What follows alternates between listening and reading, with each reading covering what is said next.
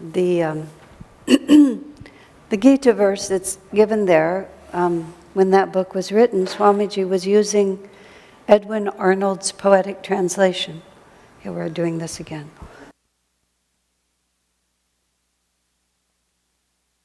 Edwin Arnold's poetic translation, which is the one that Master often quoted from because it's so beautiful. But it is written poetically, and it's not quite as literal. I've got all these wraps. Okay.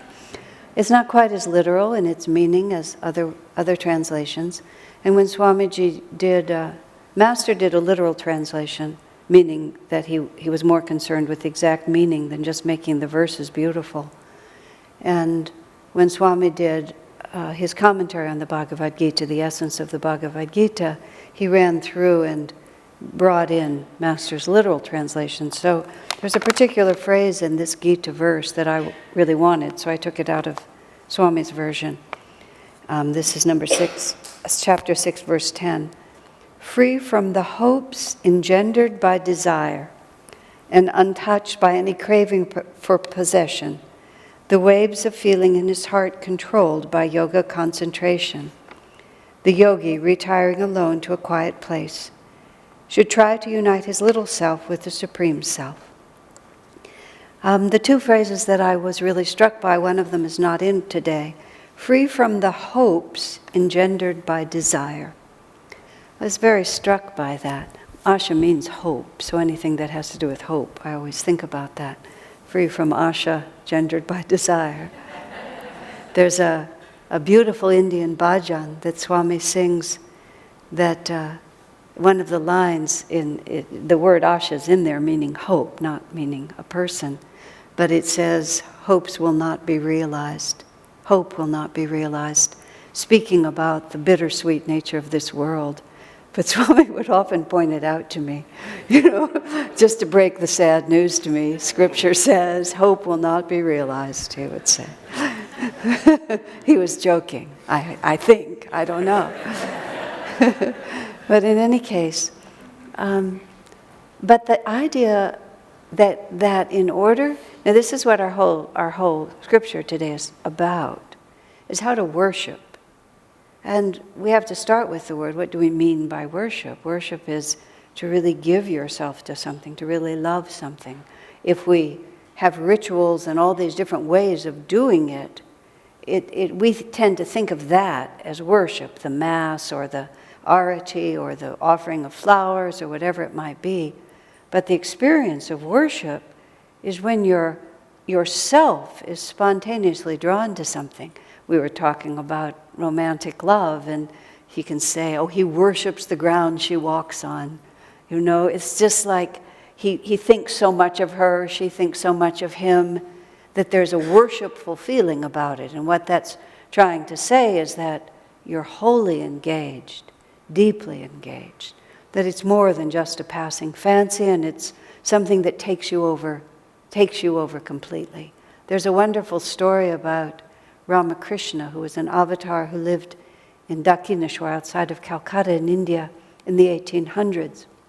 He was very high caste at a time when people were quite prejudiced in all those ways, and many of those who followed him were Brahmins. And at that time, people who were on the stage as dancers or actors in any way were considered to be very low caste, especially the women. In fact, a lot of the actresses were taken out of brothels. There was one of Ramakrishna's disciples was a man named Girish Ghosh, who was the father of Bengali theater. He was a very well-known dramatist in his day and quite a colorful, somewhat dissolute character, but utterly devoted still to Ramakrishna. And he found many actresses among women of the streets. And it was an upgrade for them to be able to get into theater, but they were not considered to be of a high caste. And yet he brought his whole troupe out to meet Ramakrishna because he was a very extravagant character, dramatic by nature, and he wanted them all to meet. And so after they had all consorted with Ramakrishna, and he enjoyed them completely because he was very responsive to Girish in all ways because of his heart. Afterwards, many of the Brahmins there were quite scandalized that all these low-caste people had been brought in and he had associated with them. And Ramakrishna's response was perfect. He said, right now, the God they worship is music and dance and art. He said, but oh, they know how to worship. And he was chastising his disciples because they didn't have the same capacity to give themselves so completely. That's what we're talking about. Completely trivial. I saw a little vignette of Meryl Streep, who of course is such an astonishing actress, accepting some giant award for a lifetime of achievement. And she said, I have to thank my mother and father, two of the most interesting, creative, intelligent people I have ever known, who fought continuously for 60 years of marriage. I thank them for introducing me to drama at a very young age.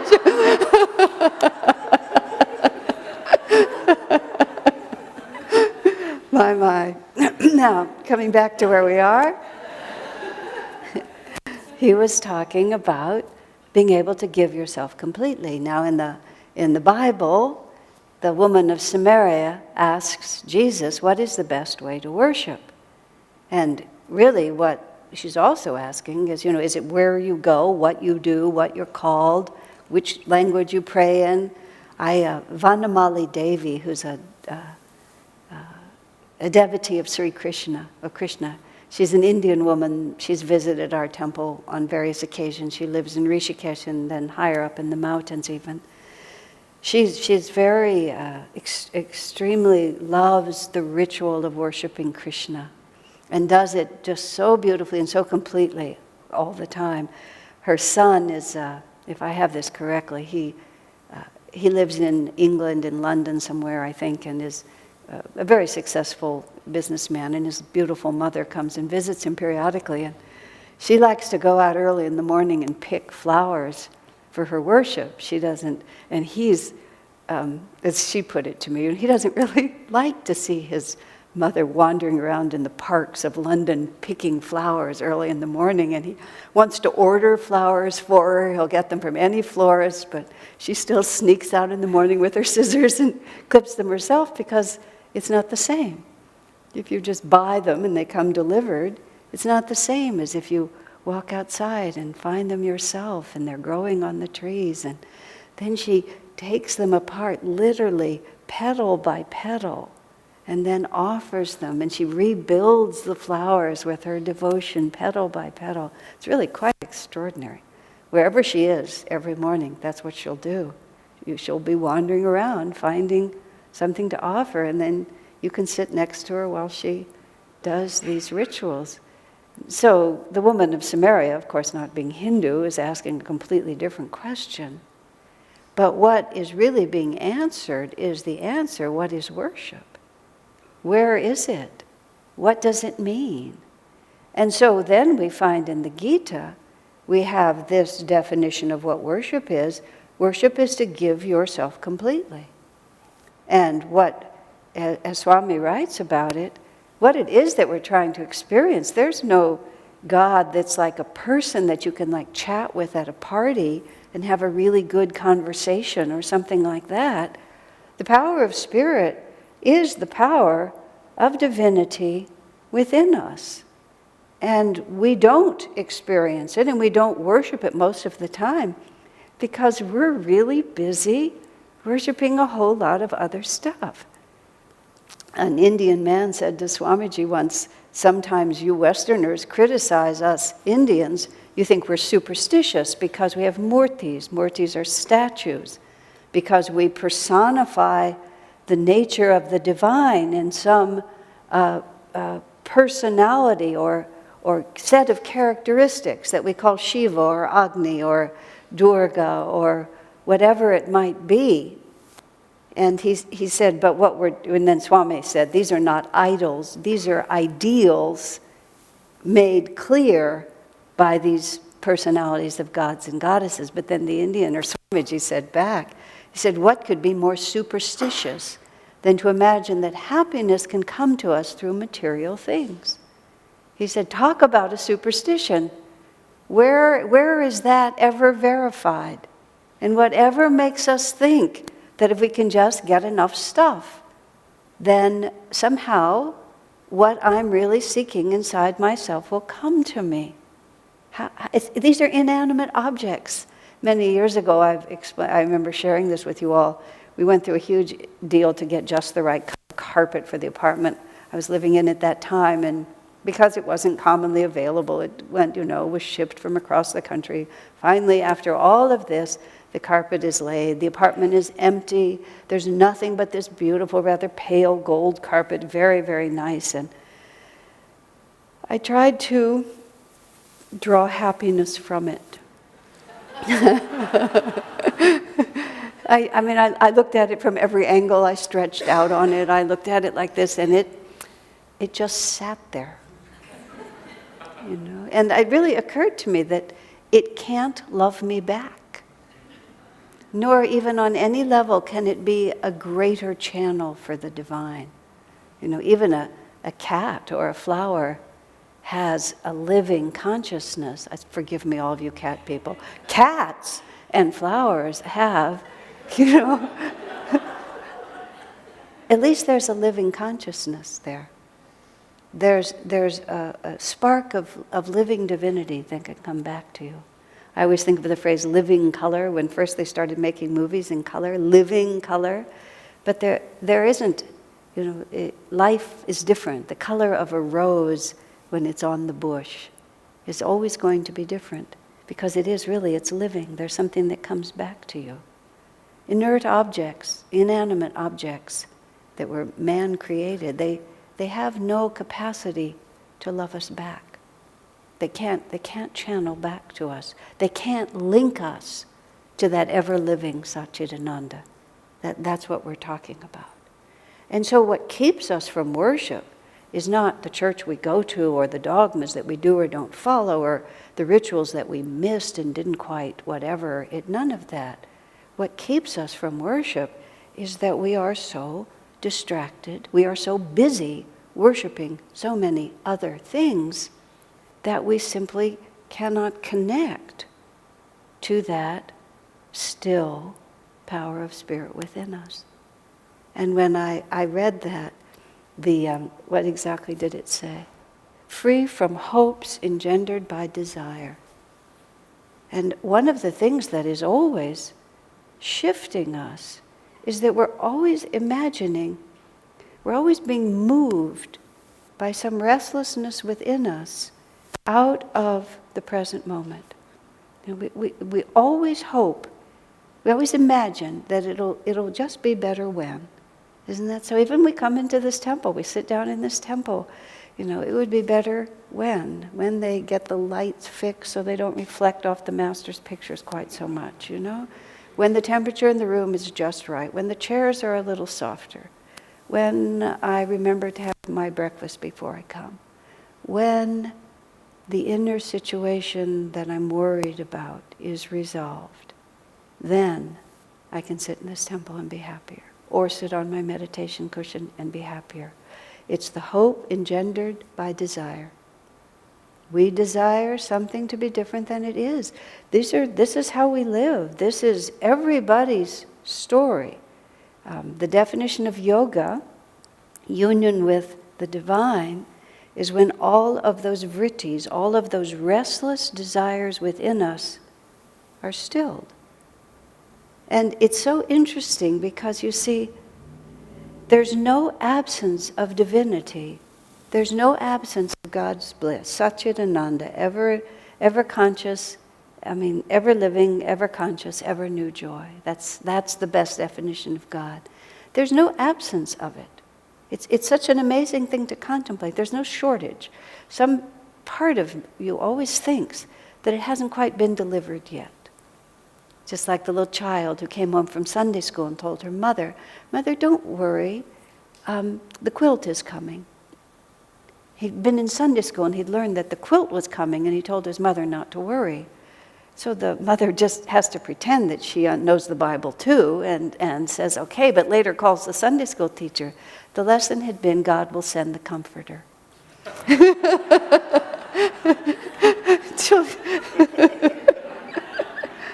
But there's always just this little piece, and it's subconscious in us, even if we know the philosophy, that it's not quite here now, but it'll be here later. God is going to send the Comforter. The Queen's going to come by Amazon. It will arrive on my doorstep. And then I will have more of God. This is what the woman of Samaria says. Where's the best place to worship? Where's the best place to find him? If I go to that mountain, if I go to that temple, if I do this ritual in my house, is that the best place? Is that the best place? Spirit and in truth. That's what Jesus says. In you, always in us. But we are so busy worshiping so much other stuff that we give a little bit of ourselves to the worship of the Satchidananda, which always dwells within us. And then we have a sense that there's not quite enough of it. So we go to the movies, just in the hope engendered by desire. Keeps us, and talk about, and then big desires. You know, when I really can do 108 kriyas at every morning and every evening meditation. You know, when I finally master Kechari Mudra, when I finally find my guru, when I finally find my soulmate or my sweetheart, or when I finally extricate myself from this terrible situation that I'm in. When, if, then. And what the Gita says, when we finally free ourselves, and it sounds so negative, doesn't it? From the hope, you think of hope as positive. I always thought of it as positive. It seemed like a good idea. Be the bearer of hope, that seems like a good idea. But it's hope engendered by desire, which is, I want something other than what I have, and therefore I expect. And you see, it's that itself that keeps us out of attunement with the divine. I mean, this is always the least popular of all the spiritual teachings. And very early on, and some of us, you know, I remember I was like many people, I was just so enamored of the idea of giving up desires. It seemed so terrific to me when I was 19 and first started on this, and 20. I don't know why it would seem so attractive. I think I was just so naive to imagine that I could actually do it. It seemed like so simple. But I remember, coaxing a friend of mine, relative of mine, you understand when you want new things and you get them, but then they disappoint you, and it's just one after another, and it's just one disappointment after another. Yes, she said. Oh, my first convert, I was so excited. Then she looked right at me and said, that's why it's so important to keep on wanting new things. Okay. Somehow I could tell we'd missed the point, but I didn't really know where to go from there. But that is how people feel, isn't it? Because one thing disappoints, let's have the hope that the next thing will fulfill us. And Yogananda puts it perfectly in Autobiography of a Yogi. He said, after a while, the whole thing assumes a certain anguishing monotony. I think perhaps there's many, many brilliant phrases in Autobiography of a Yogi, but anguishing monotony really, it really gets it.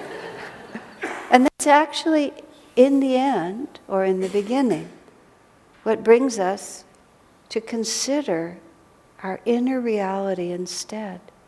Because of this always wanting new things, this constant hope engendered by desire, that if I just had that, then I would finally be at peace. And what self-realization tells us is that we systematically overcome that thought that we keep having to move outside. And the other phrase was the craving for possessions, finally stilled. And possessions just doesn't mean a new car, a new house, a new dress, a new pair of shoes. It doesn't necessarily mean any of those things. It's possessing anything other than my attunement with God. And just all of that thought that I have to be restless now because. Recently I was hearing another one of the magnificent phrases in Autobiography of a Yogi that thoughts are not individual but universal. That we merely tune into vibrations of consciousness, and then as long as we're tuned to that particular vibration of consciousness, that's the reality we live in. Now, I've heard this phrase for decades, so it may not be like, this is big news, like you all have heard this before too. But it was crystal clear to me suddenly that if you're tuned into a vibration, let's say of sorrow or lack or heartbreak or longing or disappointment, whatever it might be, it feels so real while you're there, doesn't it?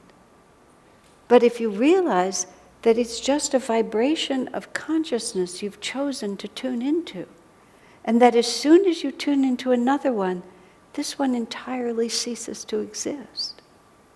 Because all we're ever experiencing, we are radio receivers. And there are a myriad choices, millions and millions of waves coming to us. And as a radio of consciousness, so to speak, we are what we receive. This is why in the Bible it says, as many as received him, speaking of Jesus, speaking of Christ consciousness, to them gave he the power to become the sons of God. All they had to do was receive him, which is to say all they had to do was worship him, which is to say they had to be free of the craving to possess anything else, and free of the hope engendered by all those desires. Because as soon as we stop turning away, running away from our inner reality is always there.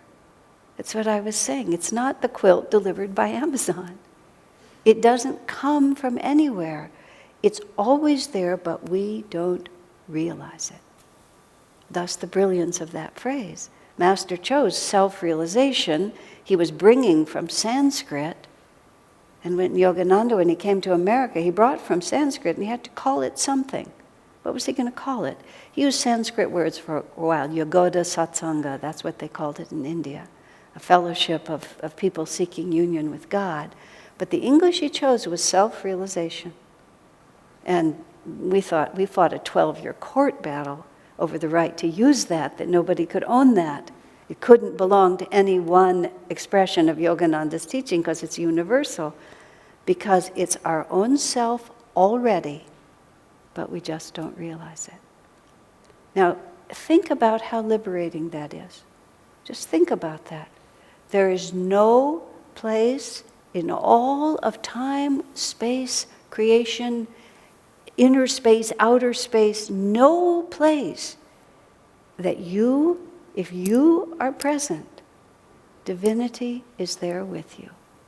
All you have to do is realize it. Now, not so simple, not so easy, but exceedingly simple. And every dilemma that we face, every every waffle in our equanimity, all we have to do, bring it back to center. Oh, I'm just caught in one of these thoughts that are universal and not really mine. I think I'll just change the station. And instead, I'll receive divinity. Sequestered shall we sit, steadfastly meditating, freed from craving, having let go of the hope engendered by desire, and realizing who I truly am. God bless you.